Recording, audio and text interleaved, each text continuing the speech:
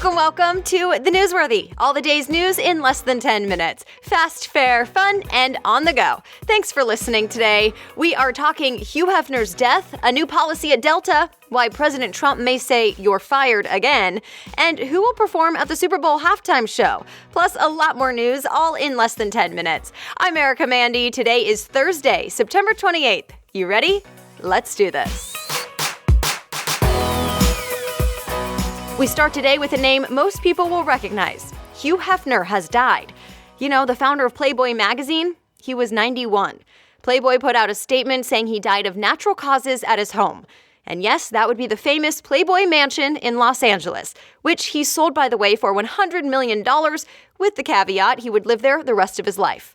The Hollywood Reporter points out he started Playboy magazine in 1953 with an $8,000 loan. I don't think I need to explain how that all turned out for him. Of course, Playboy is known as the magazine to include naked women and intelligent interviews. Hef has been both glorified and criticized by some for his media empire. All right, as expected, President Trump went to Indiana and said, here's what I want to do with your taxes. And he called his plan, quote, historic tax relief to the American people. So, what does it look like? Well, the tax plan would cut the corporate tax rate from 35% to 20% and create just 3 tax brackets for individuals like you and me. President Trump and supporters say it'll cut taxes for the middle class, lead to more jobs, and make the whole system simpler and much more fair. Critics, though, say those 3 tax brackets actually just help the rich, since it means taxes go up for the poorest people. They also say the president hasn't said how he plans to pay for this, and they think it's only helping Trump's own businesses. So, very different opinions on this whole thing. What's really going to matter moving forward is if enough lawmakers are willing to vote for it and actually make it law. So, stay tuned. Tom Price is facing backlash for, well, his pricey travel. He's the Health and Human Services Secretary, the guy who deals with the nation's health policies. Well, he apparently used private jets for official government biz, which means it costs taxpayers hundreds of thousands of dollars for those private flights. So now, Business Insider reports some Democrats are calling on him to resign. And even President Trump says he's not happy about it. The president apparently said, we'll see, when asked about firing the guy. But Price says not so fast. He told Fox News he welcomes a review of his travel, and he says he won't take private again. Well, at least not until that review has happened. The latest person to have a heated back and forth with the president is Facebook's founder. It started with a tweet from President Trump yesterday. He said Facebook, quote, was always anti-Trump. So the site's founder, Mark Zuckerberg, posted on Facebook saying, not true. He argues Facebook is a platform for all ideas. Also of note, Recode reports Congress has asked Facebook, Google, and Twitter to testify in front of lawmakers and probably on live TV for the world to see. It would happen in early November if they agree. No big response from the companies at this point. The hearing could lead to some uncomfortable questions, though, about how the Russian government may have used their sites to influence the presidential election last year. Another coach is accused in that NCAA scandal, where several college basketball coaches are charged with taking bribes and kickbacks. Yeah, not good. Now, the head coach at Louisville is added to the list. Rick Pitino is probably the most well-known coach involved so far. ESPN says he's on unpaid leave. His lawyers say he's been pretty much fired. But they argue he's done nothing wrong and he's shocked by the whole thing. So, to recap, a total of 10 guys, including a few coaches and a top Adidas exec, are now facing federal charges. They're accused of getting a bunch of money when they would convince star players to choose certain people to work with, like sponsors or advisors.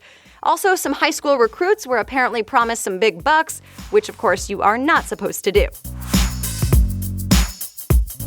Soon, you may never have to miss a text, even mid-flight. Yes, Delta will be the first airline to say it's okay and it's free, at least using iMessage, WhatsApp, and Facebook Messenger.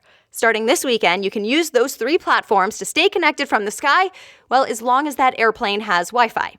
Delta announced it on CBS and said you can only message, don't expect to be talking on the phone anytime soon. We'll see if the free messaging works a little faster than the typical on-flight Wi-Fi you usually have to pay for. Will Southwest Airlines face the same backlash as United did earlier this year? because a woman was forced off a Southwest flight.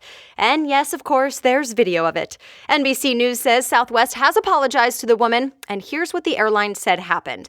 The woman told the crew she had a life-threatening pet allergy, and then she didn't have the right forms to stay on the flight when there was a service animal on board. The video shows the woman yelling back and forth with a couple local police officers, and then they eventually force her off the plane. No one's heard from that woman yet, but the LA Times says she's now facing criminal charges.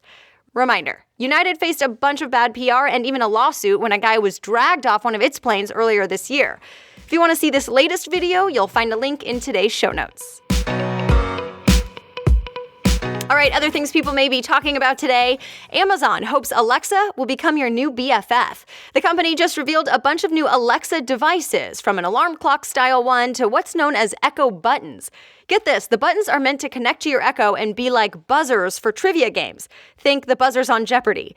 TechCrunch says there's also a new Fire TV. You might want to double-check your credit card statements while you sip on that limeade. Sonic has been hacked. You know, the drive-in burger chain?